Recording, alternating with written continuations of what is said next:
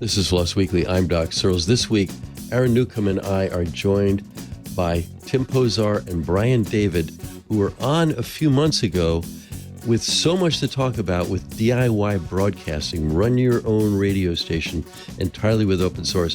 Lots and lots of tools, lots and lots of approaches, lots and lots of progress, so much that we had to continue the last show on this one, and we couldn't even finish everything here because there's so many questions we have and so much good stuff to talk about, but there's a lot, and it's coming up next.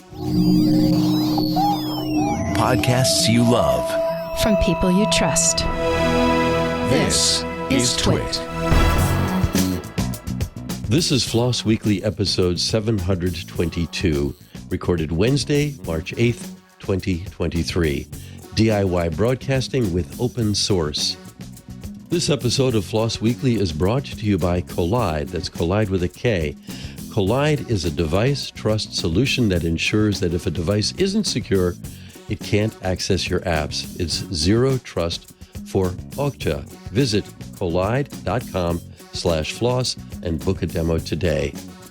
And by ACI Learning. Tech is one industry where opportunities outpace growth, especially in cybersecurity. 1/3 of information security jobs require a cybersecurity certification. To maintain your competitive edge across audit, IT, and cybersecurity readiness, visit go.acilearning.com/twit.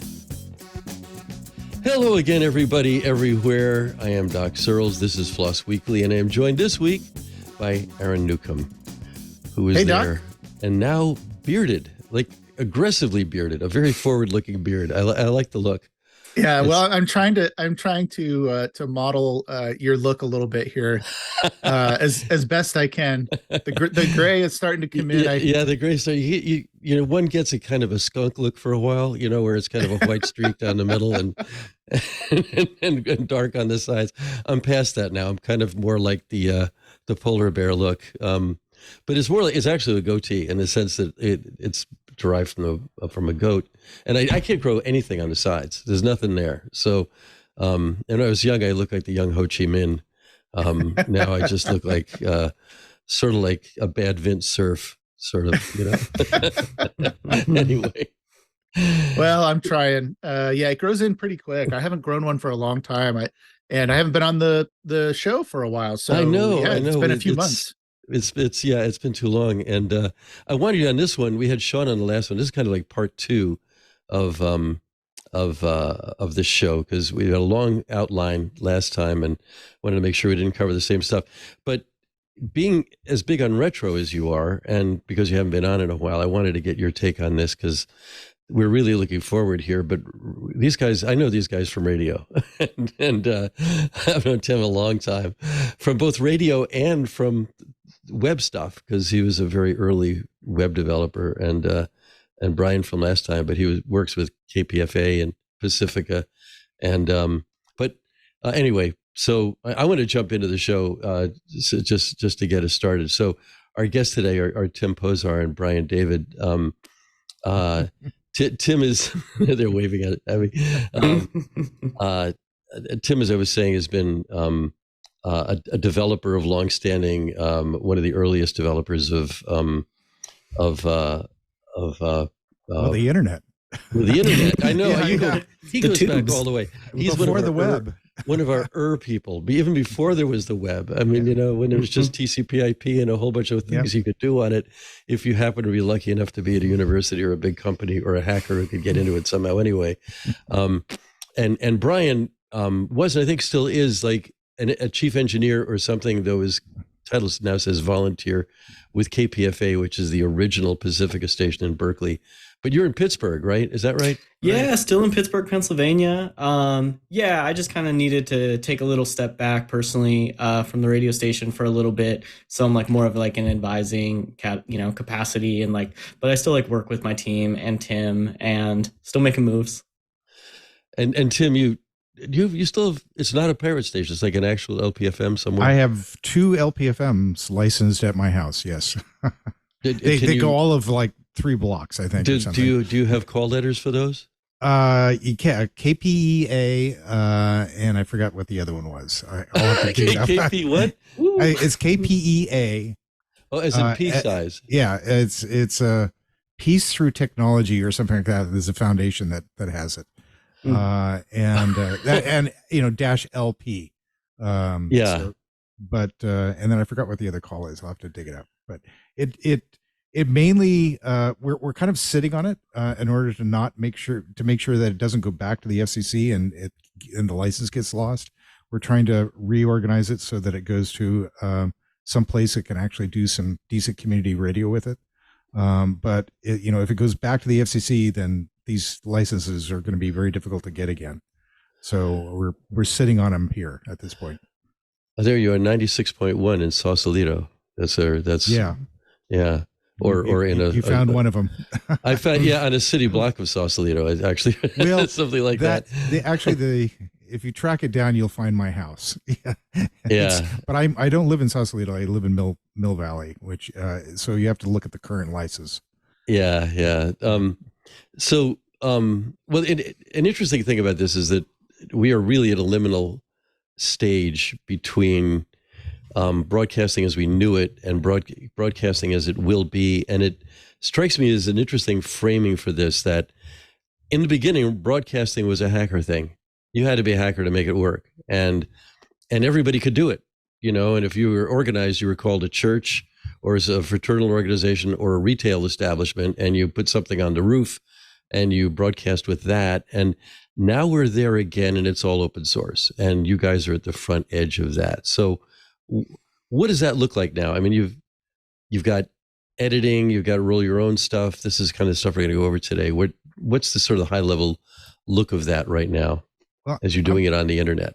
I'm going to jump in because I'm a little bit more of an old timer than Dave or Brian is here. But that, my days when I got into this, it was Ampex 440s and 351s and things like that. And you were using single-sided razor blades to cut tape. And I was having to try to figure out how to make a 40-mile STL or studio to transmitter link at 900 megahertz to work properly. And having to replace tubes. We had these giant tubes that we'd have to pay several thousands of dollars to replace, and every 6 months or every 12 months or so.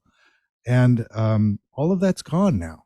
The technology has gone past that point where you don't have to spend, you don't have to worry about tubes. Well, it looks like Tim locked up a little bit. Tim there. froze. Oh, the tube got clogged. He went down the tube for a moment. That's okay. That's okay. We'll come back to him when he comes back on. We should also let people know that we're kind of picking up the discussion after the previous video, right? This is kind of like part 2, right, of what we talked about before, which was I actually went back and watched it. It wasn't that long ago. I think it was back in December, right? It was November, Brian, that you guys were on. So, but if people want to watch that one, there's some great history, as I did. There's some great history there in terms of like what a radio station looks like, how it broadcasts.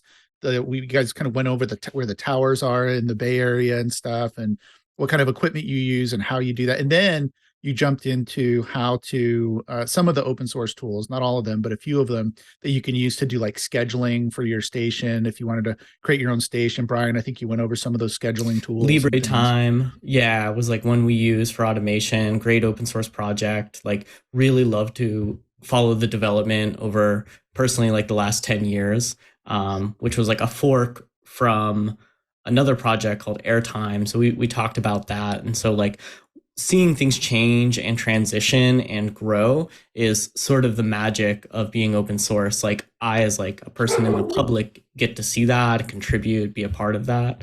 So yeah.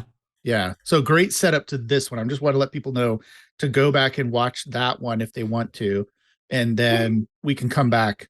They should watch, or it stands alone, so they don't have to like do it right now if they don't want to. They can go back and listen to that one or watch that one on the normal places, either on the website or YouTube or whatever. But I just want to let people know that's why we're kind of jumping into this in the middle here, talking about the open source tools. But Brian, maybe we should start with you while we're waiting for Tim to jump back in. I mean, you mentioned kind of the history of that project and some of the things going on. I mean, what are some of the tools that people need to know about as they maybe consider either starting a station or just kind of jumping into this field? Or this is going to be adjacent for a lot of people because a lot of folks that listen to this are already using a lot of open source tools. I myself use a lot of open source tools for editing, for video editing and audio editing and things like that. But what kind of tools should people be looking for if they want to get into the broadcasting space? Yeah, I think one of them, I guess maybe like a king player might be Audacity, which is an open source audio editor, multi-track audio editor. And it has something that I really appreciated because of its like ease and straightforward access. I think, with Audacity, there was a low learning curve. Like I didn't have access because I didn't have money to pay for the expensive tools. Like as a teenager, there was a cost barrier. It was cost prohibitive to jump to something like from Adobe or from a company. And so Audacity being like download, done, and it being multi-platform on Windows, on Linux, on Mac, really had an ease of access and low barrier to entry. And then as it's developed over, my guess might be like 20 years at this point, it really started to have some nice features. And some of them in particular are really pertinent to broadcast. One of them is the ability to do audio normalization, which is sometimes you'll record a clip or a segment and you might have these like very loud segments, these high peaks, and then you'll have like some soft, kind of personal conversation, and you don't typically want a lot of variance in your audio. It becomes very tiresome to the ears when you have that. And so recently in the last couple of years, they added a feature to do loudness normalization. And that's something you can do at the end after you've done your editing, your clipping, you've put all your segments in there, and your fade in, your fade out, and you can just make it all kind of a uniform sound, which really polishes the product, right? And someone in the industry, a friend once said, quality is respect for the listener. And that was something that I took home. And so like at the station that I'm a part of, KPFA, that's kind of the motto we run with. And so that's something that we implement, is the ability to normalize audio to a standard. Standards were set probably by NPR in this country. And across the pond in Europe, there's a different standard as well, relatively the same at -24 LUFS in the US, -23 in Europe. Somebody correct me if I'm wrong here. And and it's the broadcast standard. And there's a different one for podcasting, I believe -18 LUFS, and a different one for listening on the radio on like Amazon, like Alexa, and then kind of like the streaming services. But with Audacity, you just pick the number and you're good to go. Yeah, actually, I use Audacity quite a bit as part of my daily routine. And the thing that I love about it is I can record my audio there, and it has really good good and easy noise reduction.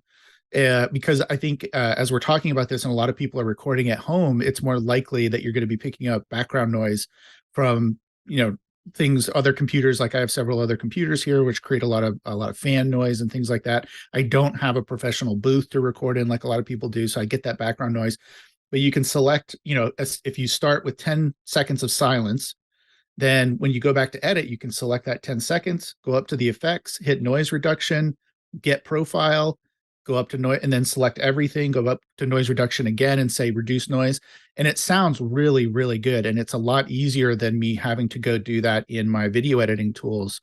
So it sounds better and it's easier to get that noise reduction that I need because, like I said, now people are recording at home a lot of times. So I love Audacity. I think it's a great tool. Lots of good tutorials out there as well. Speaking of background noise. Yeah, there's a little bit of it there.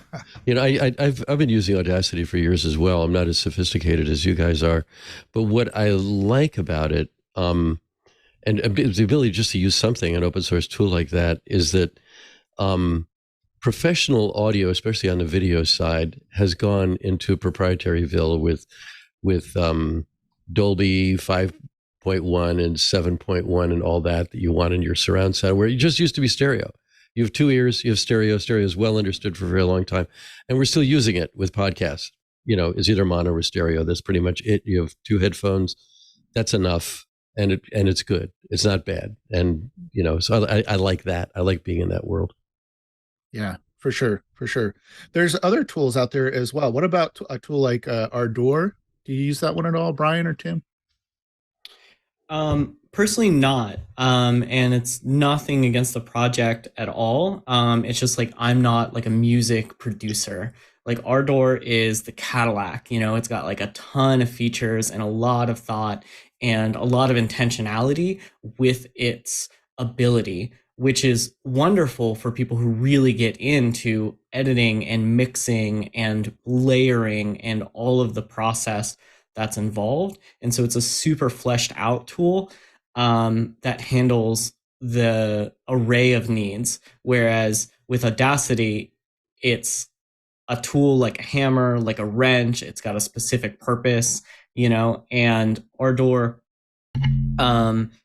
isn't something that, like I said, like personally I've touched, but I believe you guys did a show back in November about it and went through it through and through. And that's probably an amazing show for people to check out. I believe it was November 16th last year. Very good. I was going to look back and see. I know we talked about Ardor, but it's but I wasn't remembering what show it was and the rest of that. Thanks for checking, for reminding us of that. I think now would actually be a good time to take a pause and let everybody know that this episode of Floss Weekly is brought to you by Collide. Collide is a device trust solution that ensures unsecured devices can't access your apps. Collide is some big news. If you're an Okta user, Collide can get your entire fleet up to 100% compliance. Think about it. Your identity provider only lets known devices log into apps, but just because a device is known doesn't mean it's in a secure state. In fact, plenty of devices in your fleet probably shouldn't be trusted. Maybe they're running on out-of-date OS versions, or maybe they've got unencrypted credentials lying around. If a device isn't compliant or isn't running the Collide agent, it can't access the organization's SaaS apps or other resources. The device user can't log into your company's cloud apps until they've fixed the problem on their end. It's that simple. For example, a device will be blocked if an employee doesn't have an up-to-date browser. Using end-user remediation helps drive your fleet to 100% compliance without overwhelming your IT team. Without Collide, IT teams have no way to solve these compliance issues or stop insecure devices from logging in. With Collide, you can set and enforce compliance across your entire fleet, Mac, Windows, and Linux. Collide is unique in that it makes device compliance part of the authentication process. When a user logs in with Okta, Collide alerts them to compliance issues and prevents unsecured devices from logging in. It's security you can feel good about because Collide puts transparency and respect for users at the center of their product.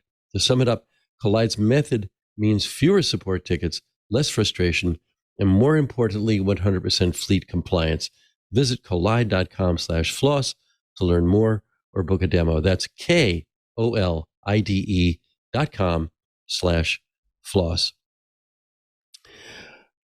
So I'm wondering, for both you guys, Brian and Tim, to what extent, like, the amateurs of the past are becoming the professionals or near professionals of the present using these tools, because they're available to everybody. Now, you can roll your own more than ever before. Is that the case? I mean, are we seeing, more? Let me put it another way. Is the talent increase going towards stations of their own or established stations using open source tools, or are they using other things like GarageBand or something like that? Brian or me? Yeah, well, okay? we can both tackle it. Yeah, Okay, sure. I was just listening to Doc. Okay, go for it. There seems to be an inertia with the traditional stations. I mean, I'm seeing a lot of people. Again, Brian is the unicorn in this case, in the fact that I haven't seen this with him.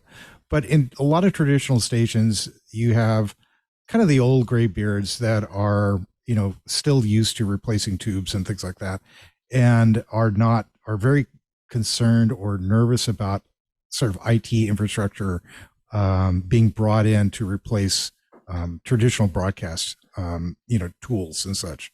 So they're used to going out and, getting maybe a DAW for like Pro Tools or something else like that. And that's fine. But if they want to be able to sort of roll their own by using like, let's get rid of our Windows Active Directory boxes and, put in Samba or something else like that. That seems to be, or creating their own code. That seems to be the point where they're just a little bit reluctant to do that. Now you have the sort of the upcoming people like Brian, who's coming out of the IT infrastructure and say, gee, we don't need to go out and spend, a bunch of money to pay Microsoft for this or pay Telos, I guess, or somebody else to be able to do a very expensive streaming server. We can roll our own using, IceCast or whatever else. And so that's just starting to creep in. Where you're starting to see the technology sort of like show up, particularly is like low powered FM, like what I have in what I'm hosting here, is that I can go out and run an automation system, an open source automation system like Rivendell, and for free. It basically just uses a backend like MySQL, and then have this thing pretty much run unattended for weeks at a time without having to worry about going out and spending tens of thousands of dollars a year for an automation system that has been traditionally done in the past. So you're seeing it with new people that are coming in, those youngsters, if I can call it, with my gray beard. And then the kind of the newer technologies that are coming out like LPFM. Yeah, I appreciate that, Tim. I think, Doc, when you were posing the question, there was excitement coming to my mind, in part because I think it's open source fulfilling its mission of democratizing, of providing access.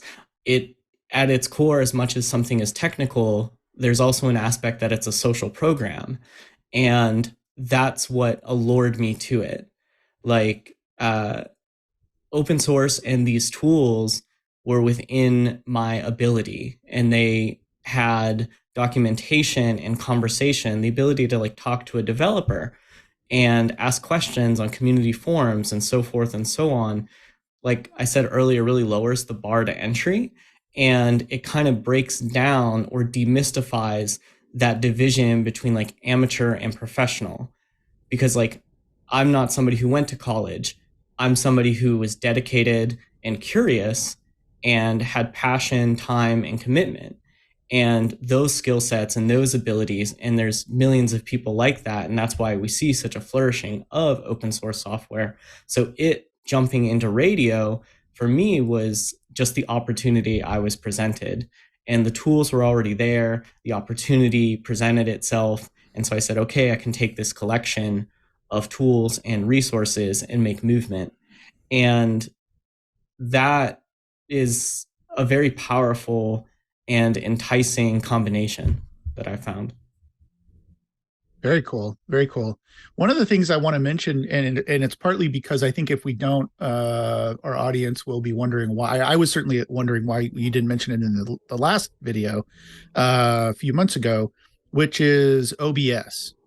And this may jump us into a little bit of a discussion on streaming here preemptively, but I do want to ask about it because, at least for me, for YouTubers, especially, I mean, we really rely on OBS, and anybody that's doing live streaming, it's quickly become the tool of choice for people doing live streaming. And so I wanted to ask about OBS. It is open source.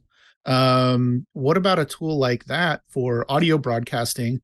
Is it worth going down that route? I know they have a lot of great filters that I use, for example, on my audio when I'm recording with OBS. So what's your personal opinion of OBS and how people might use it for broadcasting?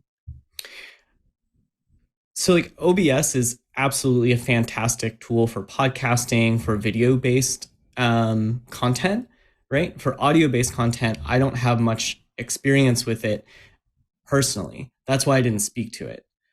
And it's not something that I'm fearful of, but the opportunity like hasn't presented itself to me. I know millions of people use it and rely on. When we did live performances in our performance studio, we used OBS to have multiple cameras and transport, or some of our hosts are doing video casting, video blogs of their show, like Letters in Politics with the host Mitch. He's wheelchair bound and at his home, and has been through the duration of COVID for the last 3 years. So at some point he's like, I'm getting creative and firing up OBS and learning it, and then was amazed at the number of tutorials and like access to it. And that richness might not have been present in radio broadcasting world, before the internet. And with this, he's able to have access to that power. So it's absolutely a tool that is transforming society and also lowering that barrier to entry, and people are creatively exploring with it. And it's incredibly powerful. I've only touched it once.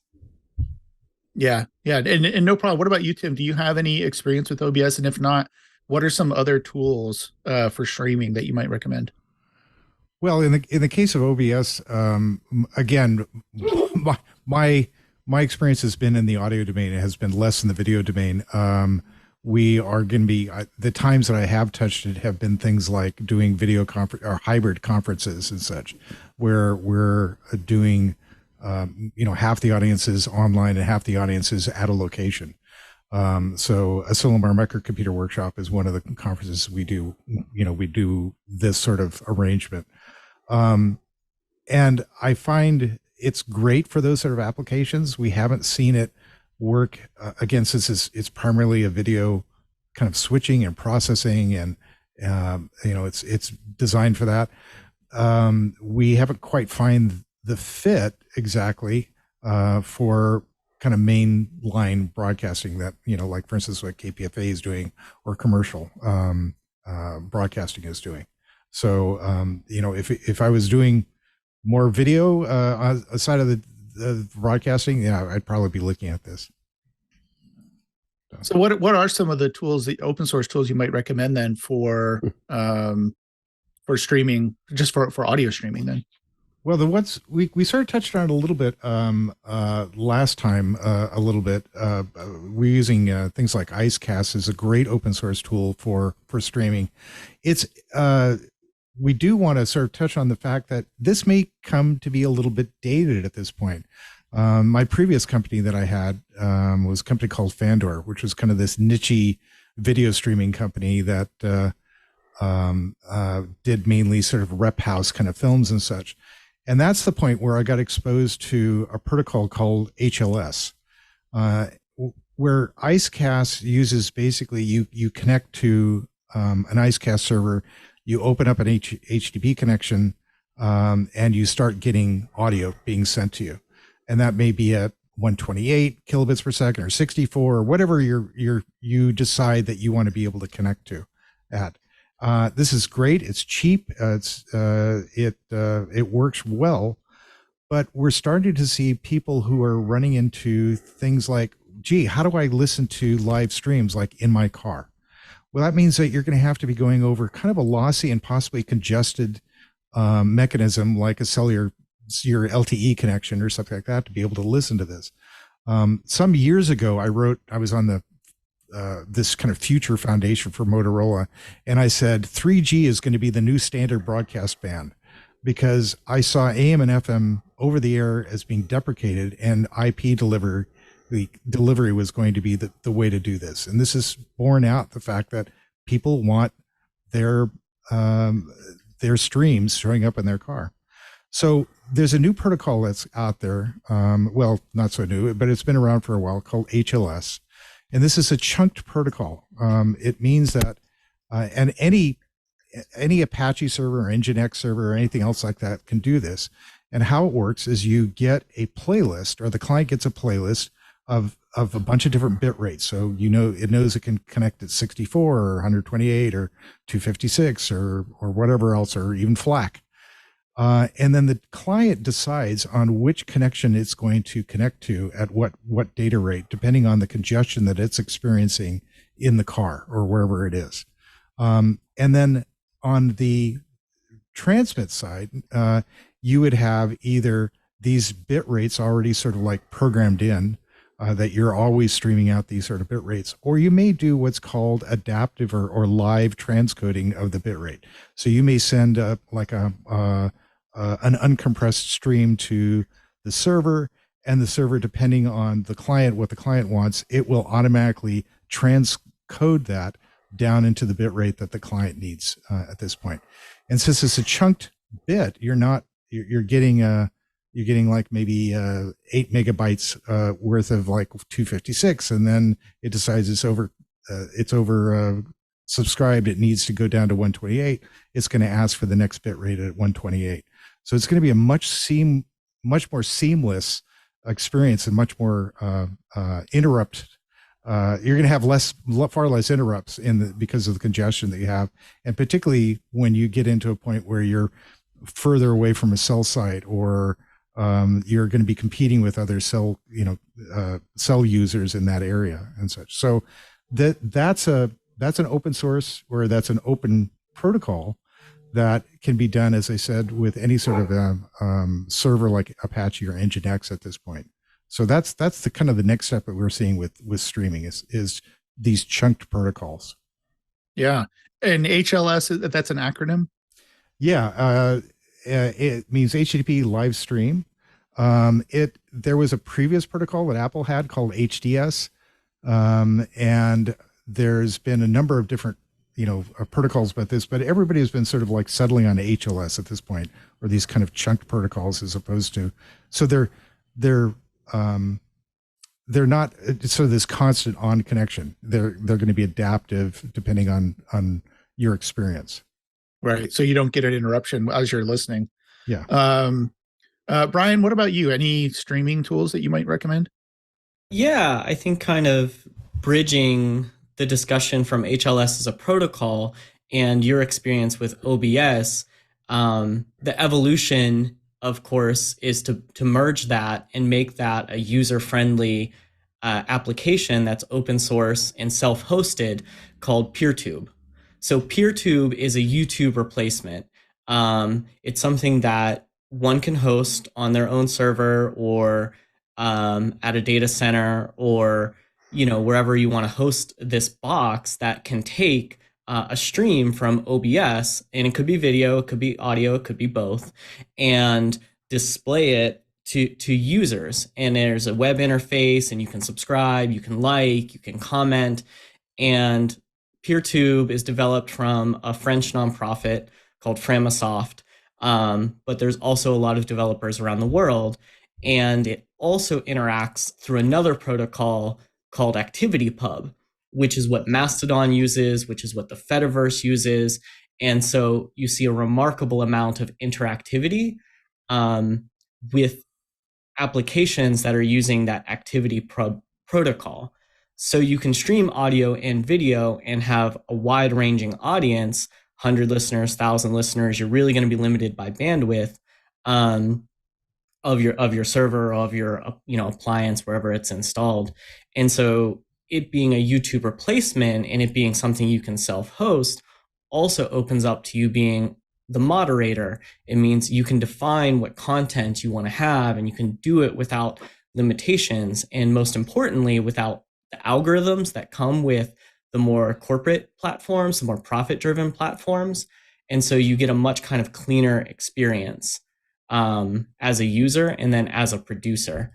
So taking kind of the best of what OBS has to offer in terms of producing something, taking the best of what HLS as a protocol has in distributing something, making that available in a click, kind of send my stream here, here's a link for my listeners to view all of this or listen to all of it. PeerTube's been a rock star at kind of, again, taking the best of open source and democratizing and opening up space for not just content producers, but for an audience that's unencumbered from like profit incentive and stakeholders and shareholders. And so you can kind of focus on just what you want to create. Yeah, and it's a I'm just doing some live research here, but it looks like it's really about enabling people to create their own YouTube, right? I mean, Yeah. it's not really in and of itself. It's not a platform where you go to watch the videos. It's software that lets you create your own YouTube if you want to, basically. So you can kind of do your own thing however you want. Absolutely. It's and it's not just like your YouTube can interact with someone else's YouTube. So you can see the videos on their server locally on your feed on your PeerTube instance. And you can subscribe to their channel or their server. Or if there's a server out there that has content that's offensive that you don't like, you can defederate, meaning you just don't have to see it on your server, or if you're the administrator of the server, or your channel, if you're just a user with a channel. So it gives a lot more power and flexibility for constructing and crafting the world in which you want, and a lot more control back in the hands of users. Yeah, cool. It sounds like a little bit of a similar to Mastodon in that way, where you create your own server and you can say, I don't want to see this, whatever, explicit material. You can choose, the members of your server can choose, what they want to filter out and things like that. So that's really interesting. I know that it's one of the things that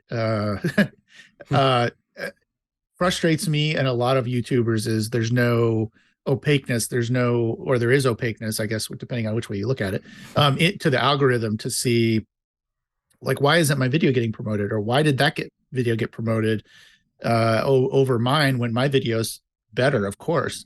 So it's kind of a fascinating tool maybe that people can use to get around that and really let people decide kind of what they want to watch, I guess.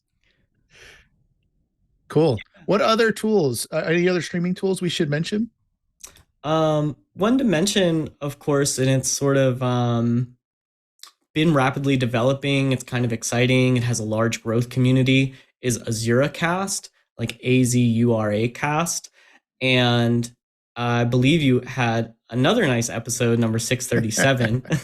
Wow. You do research. With the lead developer. So I honestly can't hold a flame to somebody this is their passion project. But to have, again, kind of this like self-hosted platform with nice, like, accessible feature set, you don't, it does, like, that intention created a low barrier to entry. And so you can kind of one and done install it and then start streaming with IceCast, start streaming through HLS. You can integrate your audio feed to your little low power FM webpage. And yeah, so it's kind of like a one-stop shop. You can schedule. It's similar to Libre Time, except just a slightly different direction. And I think it would work really great for music, like people who have stations that are filled with music. And yeah, beautiful interface, a lot of intentionality to it. It's a great tool to check out, and also the episode with the lead developer.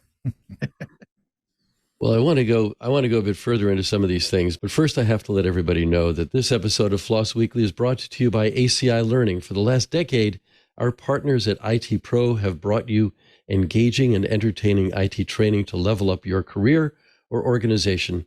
Now IT Pro is part of ACI Learning. With IT Pro, ACI Learning is expanding its reach and production capabilities, offering you the content and learning mode you need at any stage of your development. Whether you're at the very beginning of a career or looking to move up in your sector, ACI Learning is here to support your growth, not only in IT, but cybersecurity and audit readiness. One of the most widely recognized beginner certifications is the CompTIA A+ certification. CompTIA courses with IT Pro from ACI Learning make it easy to go from daydreaming about that career in IT to launching it. Earning certificates opens doors to most entry-level IT positions and supplies potential promotions for those already in the field. Tech is one industry where opportunities outpace growth, especially in cybersecurity. A recent LinkedIn study predicts IT jobs will be the most in-demand roles in 2023, so there is no time to waste. About 1/3 of information security jobs require a cybersecurity certification, compared to 23% of all IT jobs. While organizations are hungry for cybersecurity talent, the cyber skills gap grows bigger every day. The average salary for cybersecurity specialists is $116,000. ACI Learning's information security analyst and cybersecurity specialist programs can get you certified. In 2022, the global cybersecurity workforce gap increased by 26.2% compared to 2021. ACI Learning offers multiple cybersecurity training programs that can prepare you to enter or advance in this exciting industry. The most popular cybersecurity certifications offered are CISSP, EC Council, Certified Ethical Hacker, Cybersecurity Audit School, and Cybersecurity Frameworks. Where and how to learn matters. ACI Learning offers fully customizable training for all types of learners, whether preferred in person, on demand, or remote. Take your learning beyond the classroom. Explore everything ACI Learning offers with IT Pro, Audit Pro, including Enterprise Solutions webinars and the Skeptical Auditor podcast, practice labs, learning hubs, and their partnership program. Take us one industry where opportunities outpace growth, especially in cybersecurity. 1/3 of information security jobs require a cybersecurity certification to maintain your competitive edge across audit, IT, and cybersecurity readiness. Visit go.acilearning.com/twit. That's go.acilearning.com/twit. Don't forget to use our special code TWIT30 to get 30% off a standard or premium individual IT Pro membership. Pause. Okay. I've got a bunch of questions, so I want to jump back into this. So one thing that I learned very quickly, or I realized very quickly when I started doing my YouTube channel, was that there's things beyond just getting in front of a camera or a mic and talking, right?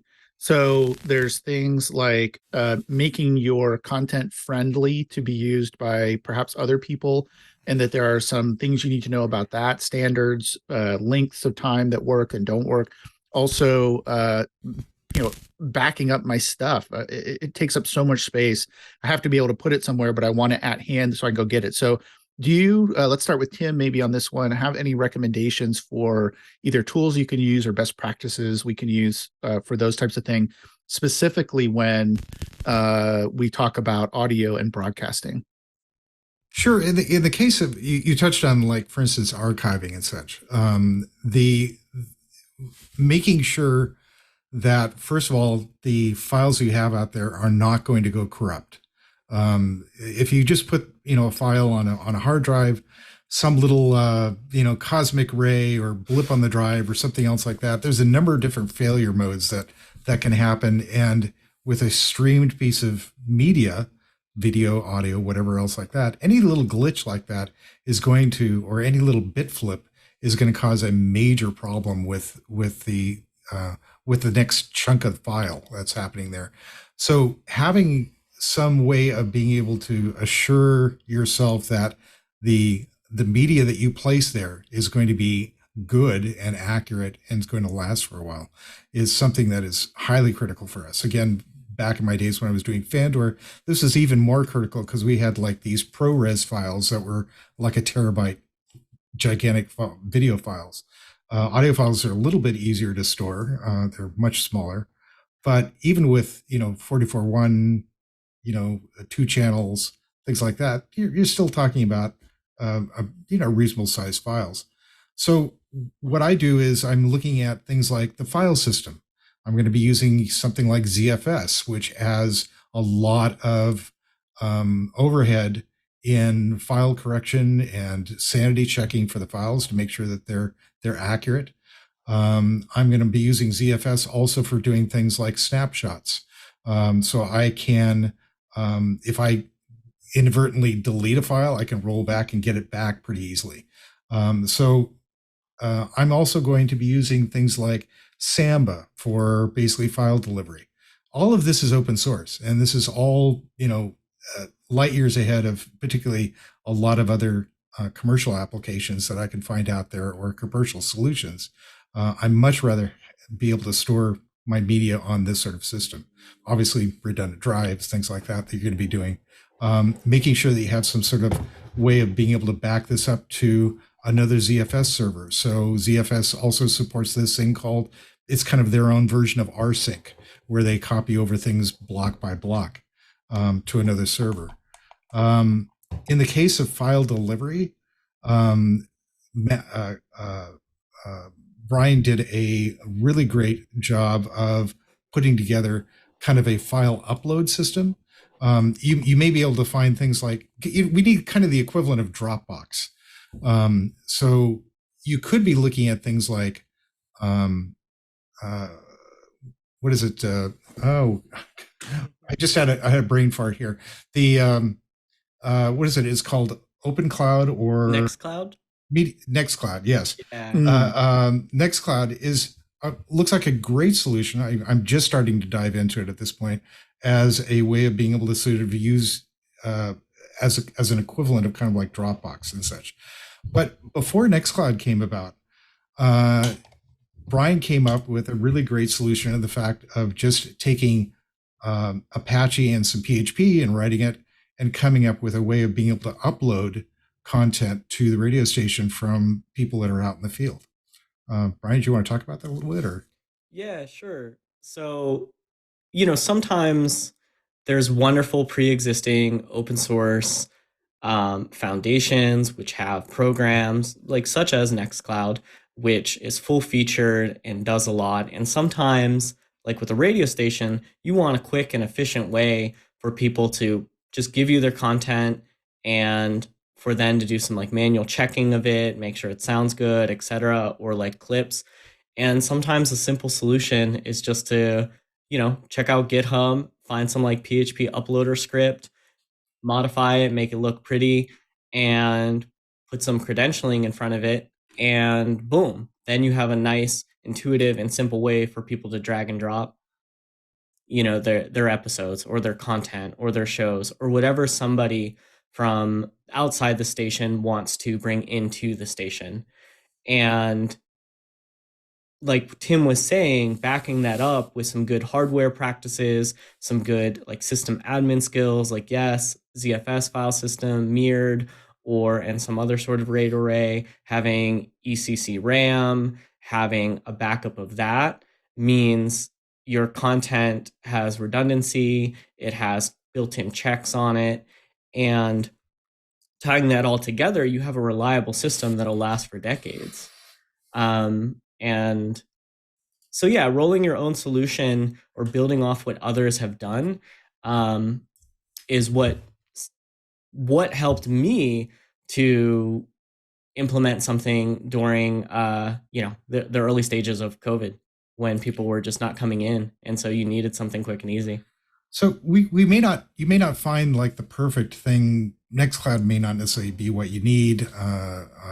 Audacity may not necessarily be the thing you need, but the fact that we have a bunch of open source product out there, like, Apache Nginx, PHP, Perl, Python, whatever, it may not take that much to go out and code a little bit or hire somebody else to sort of do this coding for you to be able to get what you need to have happen. And that's exactly what Brian did to be able to have this uploader for his content providers to be able to push content back into the station or possibly deliver it back out so other people can pick it up.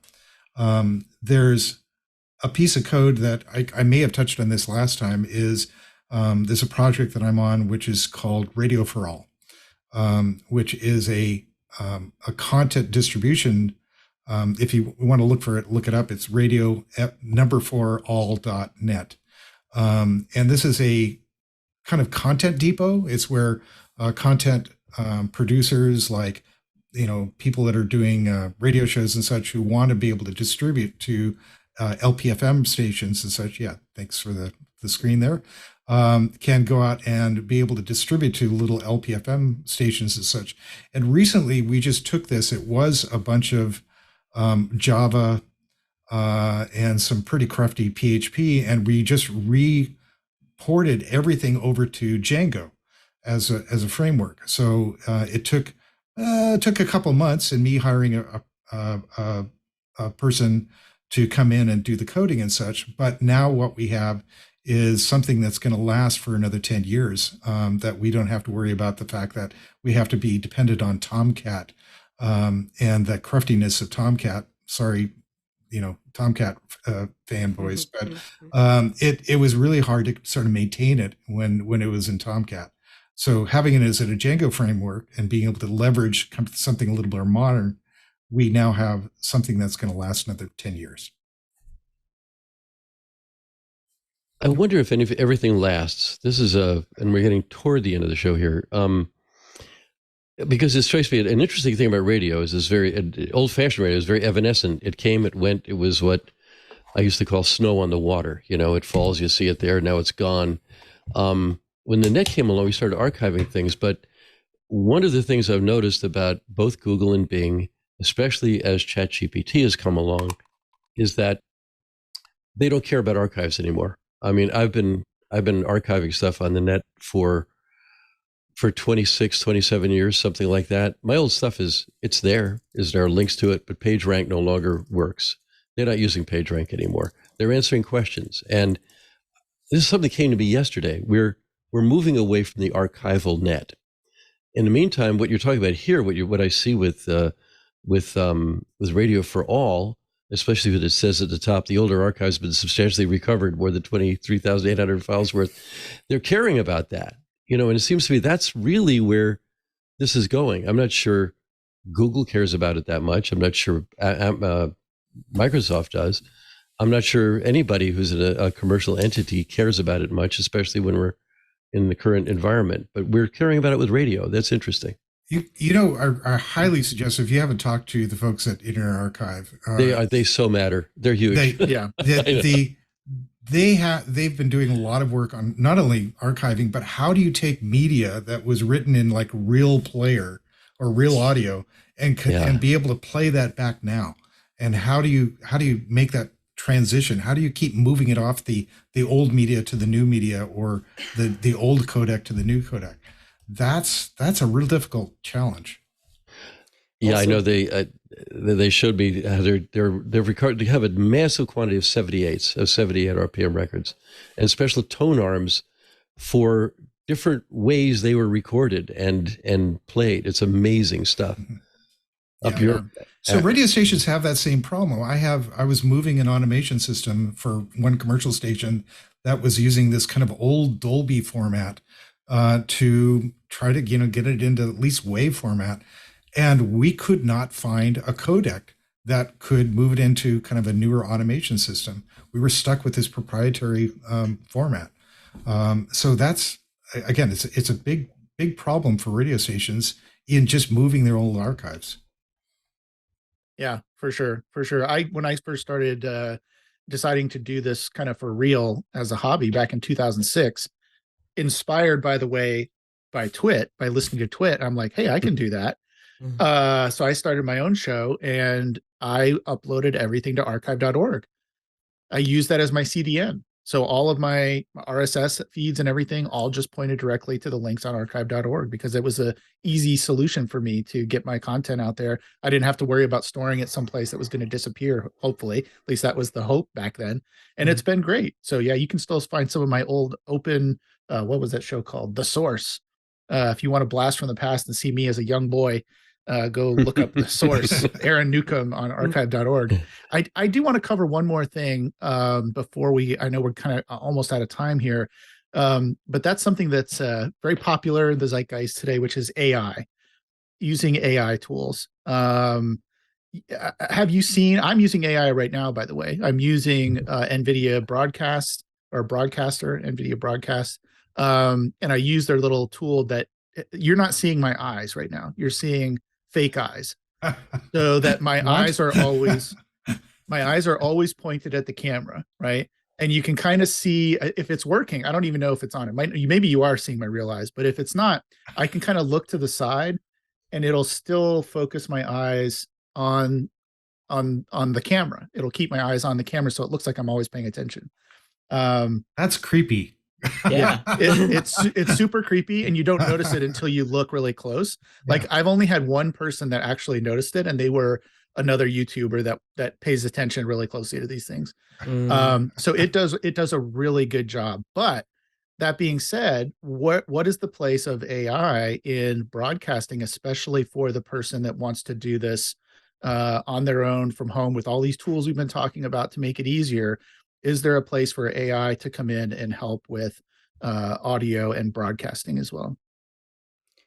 I think it's a fantastic question. And it also, it enters into the Pandora's box, right? Of like, with a tool, you have a question of like a purpose, a utility, right? Like, that's why we go for a tool. In some way, it helps us to do what we want to do. And the presupposed question is, well, what do we want to do? In broadcasting, at least like my background is like more community centered.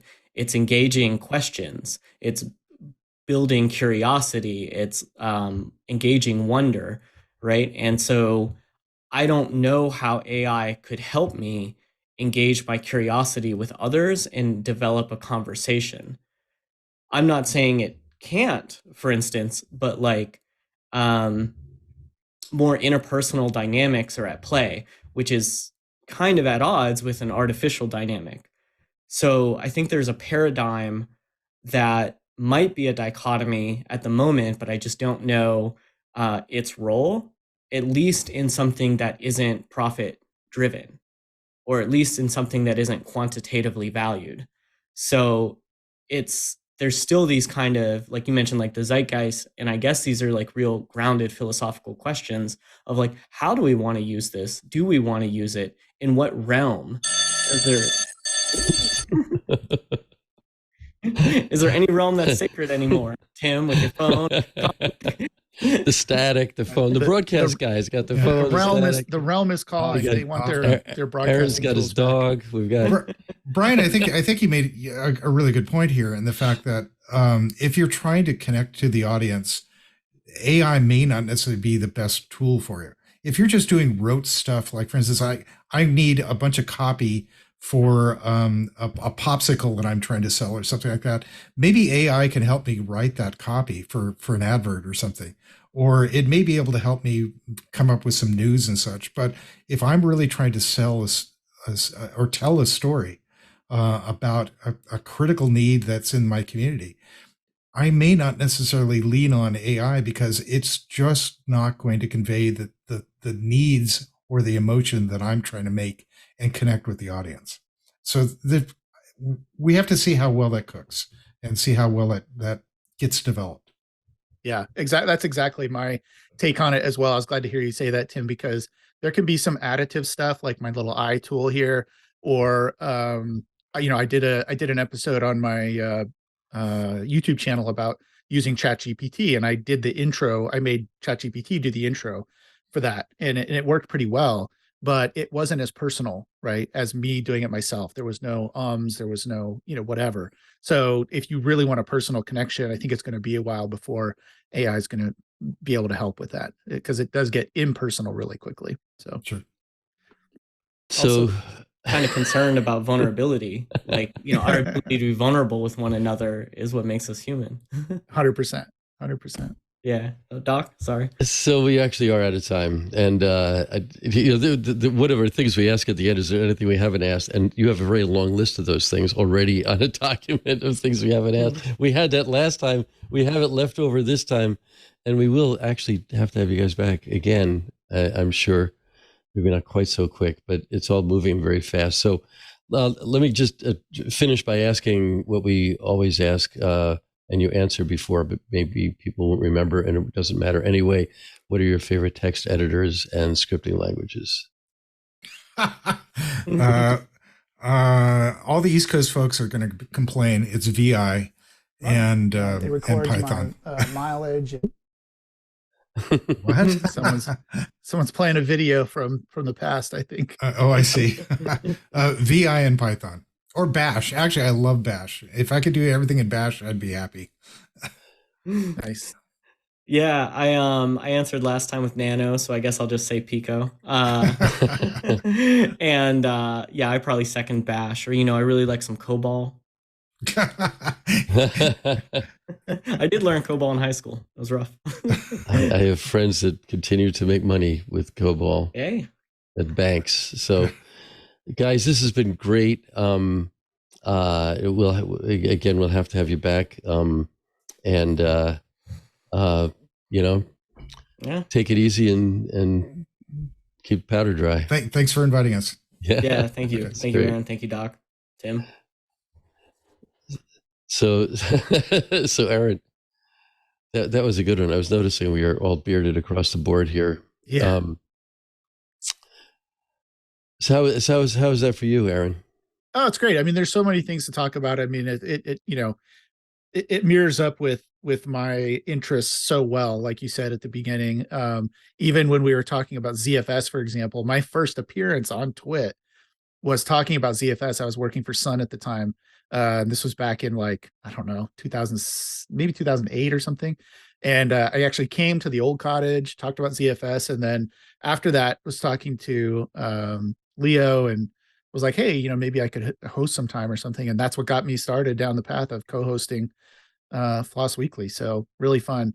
Also something I was kind of surprised, just really quickly, I know we don't have a lot of time, but we didn't talk about this, but there's a great, for anybody that wants to get started on a really geeky level, there's a great old project that you can do on a Raspberry Pi, which is you take your Raspberry Pi and you turn it into a little mini broadcast station. You can do a Google search for FM transmitter Raspberry Pi. You'll come up with this, and you can actually take any WAV file or other files if you want to get really into it, and kind of create your own little radio station that'll go 20 feet or something inside your house. So this is playing right now off of a battery and a Raspberry Pi. And if I take my old transistor radio here, I don't think it's a transistor radio. But if I take my radio and turn it on, you should hear.